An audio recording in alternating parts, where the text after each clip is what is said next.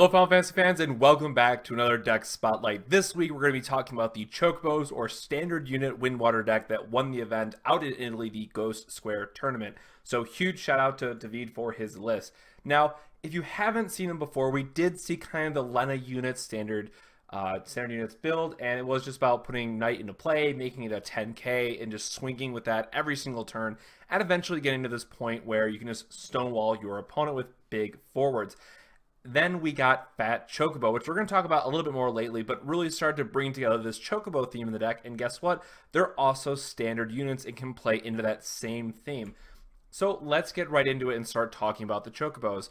But up first, we have Izana. Now, this is absolutely a key part of this entire deck, and as you might imagine, how important it is by the fact that you can find a job Chocobo or card name Chocobo. Now, I want to stress, because it's not on this screen right now for you, but this does find Phat Chocobo as well, which is critical for its importance. I love Izana because it is just a cheap, easy 2-drop you can play early in the game.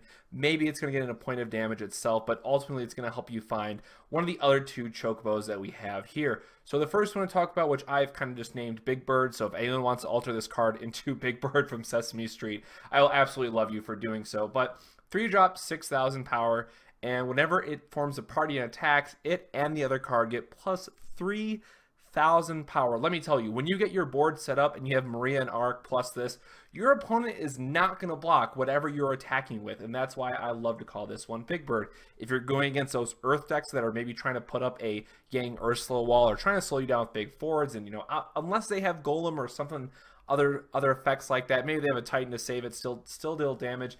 This Chocobo is going to make sure that your cards are getting through for damage or making the trade favorable for you. And then the last one we have is the Haste Bird, the 3-drop 4,000. When it forms a party, gains plus 3,000 power until end of turn. Now again, both of these Chocobos are great for different decks, or going against different decks. If you have the 3-drop Big Bird, great for going against Earth-based decks or just general combat strategies. If you have the 3-drop version, the haste effect is so important for getting the Lightning players to be on the back foot. It's something that they're not accustomed to playing with or having to deal with coming out of Windex.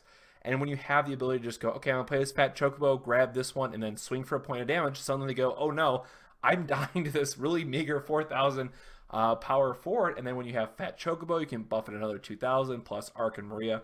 Suddenly you have an 8,000 power forward potentially that they have to deal with. So I absolutely love these 3 cards and what they're going to be doing. We've talked about standard units, and you know what? This wasn't the only theme that kind of got buffed with Opus IV. So we have 2-cost Knight. It was the most popular target to get back with Lenna. Obviously, in this deck, it's going to get huge. So it's going to be plus 5,000 for your backups, then plus another 1,000 for Arc, and plus another 1,000 for Maria. You have a 2-drop 10k that's going to turn sideways every single turn. And guess what? If they somehow remove it, it was a 2-cost. You don't care. It's always going to be favorable for you when you play this late game. Ranger has been really the all-star as of late. Again, a lot of people playing mono lightning, so they can no longer Al-Cid it, or if they just have other abilities, it can be very difficult. Ranger, again, in this deck, being able to push to 9,000 is huge. And then lastly, Viking. Now, this one really took me by surprise when I first looked at the list. You go, man, it's only a 4,000. It's never doing anything great, but you know what? When we finally put the Chocobos with it, it enters the field, it draws a card, it leaves the field, it draws a card, and if you pair with the Chocobo, that's going to be the one that they have to kill. So it's a 4,000, it's going to be probably a 7,000 with Chocobo. Your other birds are going to be bigger more often than not, and they say, well, I guess I have to block this Viking, and you're going to kill my guy, and you're going to draw a card. Value. Absolute value town. This is everything a Windwater standard unit deck wants to rely on. And yes, I will admit, it's probably not as good when you take out the Chocobo package, but in this, I love the fact that it's going to be netting you 2 cards. Then we have kind of our other fill-in options and the other tech choices you might say, depending on kind of what your backup lineup is going to be, or maybe you're just picky on what cards you want to play or don't want to play. So, of course, feel free to change the numbers as you see fit. I really just wanted to talk to Davide's list and talk about some of the card selection and how great it was to play this both on and off camera. So Paine, no surprise here. We are going to be playing the Yuna Walker package, so it's just traditional. If you play 3 Yuna and 3 Walker, your Chaos Walker, you're going to be playing a Paine just so you can search it out. Also worth noting, this is probably one of the best places for this Paine in Windwater that we've seen, because Chocobos are going to make her bigger, and you can attack with it. So it was so nice to be able to play this card and not just be like, well, great, it's a 3,000 blocker, and it's just going to die to whatever, a stiff breeze. You know, it doesn't take a lot to kill it otherwise. And in that same package, we also have Zidane. Now, as you guys know, this is one of the biggest reasons that I will still play a wind-based deck. If it's Wind Lightning or Water Wind, those are my two favorite decks to play right now, and it's absolutely because of this card. I love being able to see my opponent's hand, take their best card out of it, and he's going to get bigger. Now, again, we've kind of stressed at this point that him getting bigger isn't going to be that big of a deal when we consider our Chocobos. He's going to be Maria. But when your opponent gets in that mid to late game and he's just a monster threat on his own, that's a huge plus, of course. But I really want to focus on that first effect. The information you get to see, so you plays it on first, say, great, let me see your hand. Maybe they had that Shantoto. Okay, I can take that Shantoto, and now I can play the rest of these Chocobos from my hand and get an extra points of damage without having to worry about a Shantoto effect on the backswing. Maybe it's Cloud of Darkness, any types of cards with those effects. Now, yes, they could always top deck it, and that's a feel-bad moment, but ultimately, Zidane is just here to clear the way for your cards and give you an idea of what your opponent might be playing on the next couple of turns. Also, as a kind of last secondary effort, it does make your life for Chaos Walker a lot easier, keeping in mind that if they have just a really bad forward in their hand, or maybe you take the only forward from their hand, then you can Chaos Walker in without having to worry about it when you might not have that heroic unit in play. And then lastly, Terra. I always have a love-hate with any light and dark card. I realize why they're balanced, and when you're playing 9 summons, 3, 3, and 3, I love that you can find, you know, anything that you're going to be playing. It's 5 cost or less. Obviously, Legendary Valefor costs 5, and it's just an okay, you know, 4-drop. It's going to be an 8,000 power forward in this deck. Riot Blade is interesting because it lets us threaten the fact that, okay, I'm going to attack with just say this Paine. It's a 4,000 because I have Maria, but if you don't have Minwu or something, I can always threaten Riot Blade, deal 6,000. So trade up with Paine, get another summon, and maybe find that other Chaos Walker or Leviathan that I needed. Absolutely understand why it's in this deck after playing it a little bit, but if you watched our video multiple times, I had double Terra in my hand, and it just made my turns just terrible. I made a comment that, you know, I could run 1 Terra instead, but then you don't get to Riot Blade, and you don't get the extra summon and 6,000 damage, what have you. So I think 2 is still the right number. I just am very unlucky when it comes to light and dark cards. And then for our last kind of wannabe forward in this case is going to be the best monster in the format, Yin. And I'm calling it the best monster because I have lost to this card more times than I care to admit. And when you have Maria in field to make it a 4,000 so they can't Cyclops it, it is very difficult to answer this card in an effective way based on what's in the current meta. So it puts your opponent in this position that they're either just going to have to waste an Odin on it, which is nothing but pluses for you. If your opponent has to waste an Odin on this card, you are probably winning that game, or anything of that effect. Any kind of premium removal on a 1-drop, 1 to activate, you are perfectly fine with happening. So something that I might not have given enough love or enough credit early on, and I completely admit that, but the more and more I play with wind-based decks, and the more I see this card either being played or being played against me, I am absolutely all for this card. I originally had it, you know, oh, it's going to be a one of, you know, in most decks just because you can get out those last points of damage. But now I'm on the other side where it's, okay, I'm playing 2 or 3 now just because of how good it is. And then we're going to cover the summons, 5-drop Valefor. And if you're like me, this is the first thing that you saw on the list and your eyes just automatically zoomed in on and say, what in the world is this doing here? And turns out when you have monsters that are on the field, or if you have haste forwards that you can just play anyways, you really don't care if you Valefor the field. Hey, guess what? My Viking's also going to draw me a card, so I can play those Chocobos out of my hand easier.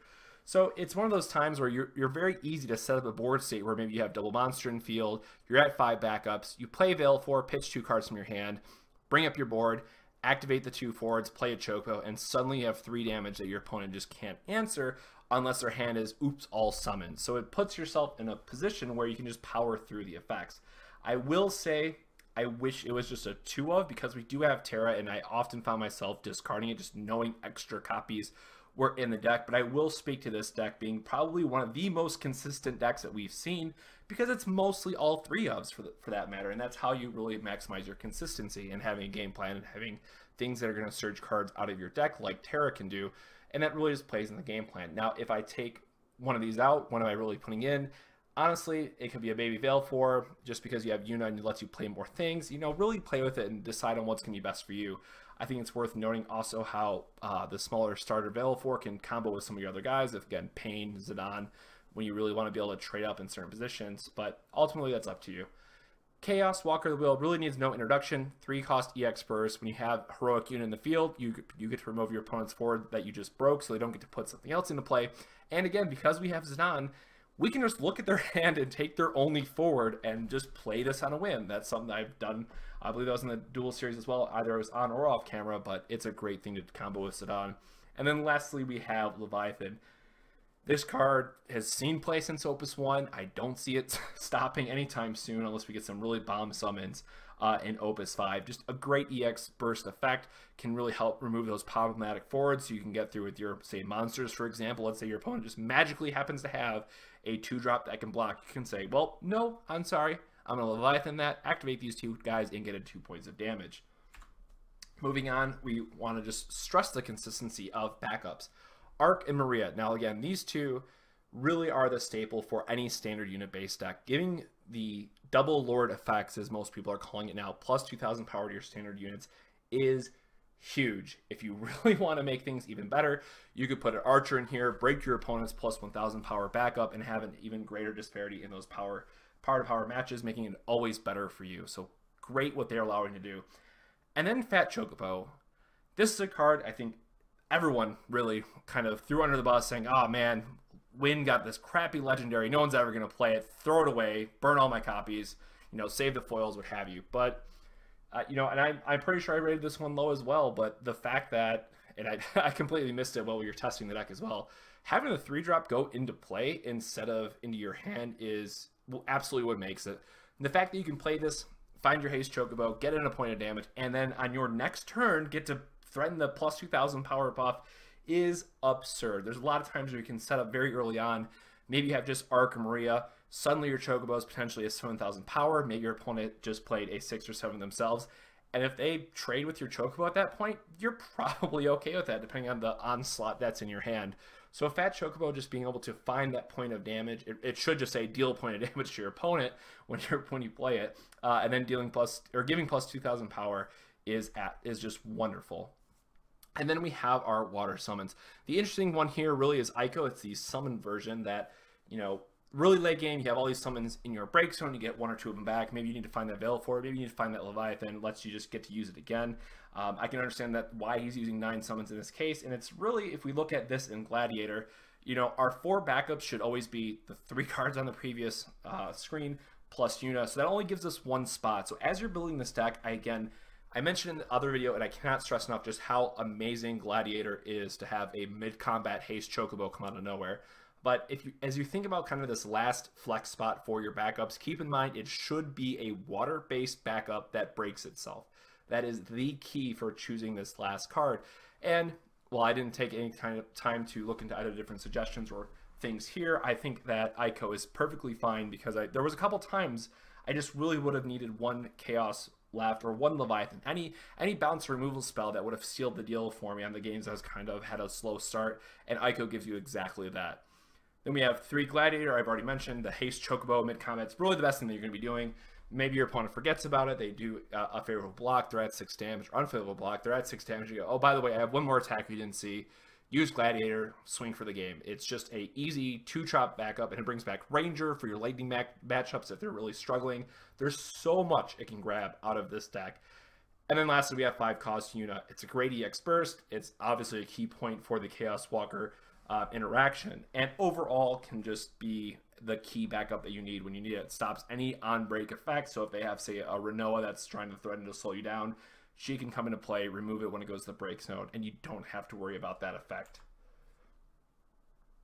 So that's all we have for this video this week, guys. I really hope you will try this. We're going to the event in Ohio this weekend, and chances are I'm going to be playing this, or at least a slight variation of it. Again, no surprise, I'm playing Wind Water at an event. I have some ideas that I want to try out, maybe tweak some numbers. I really wish I had time to test, but I just don't this week, unfortunately. So it's mostly going to be me going to have fun. But clearly it won a major event. It's got something going for it, and I think it's worth putting into your gauntlet, seeing if you like the standard unit package, and taking it from there. So if you guys like this video, make sure to drop us a like. That helps out a ton. Drop down a comment below. Do you like the Chocobo deck better, or do you like the Lenna units version better? Let us know. And lastly, please don't forget to subscribe for future Final Fantasy trading card game content. So on behalf of myself and the rest of the Six Sages Gaming team, have a good one.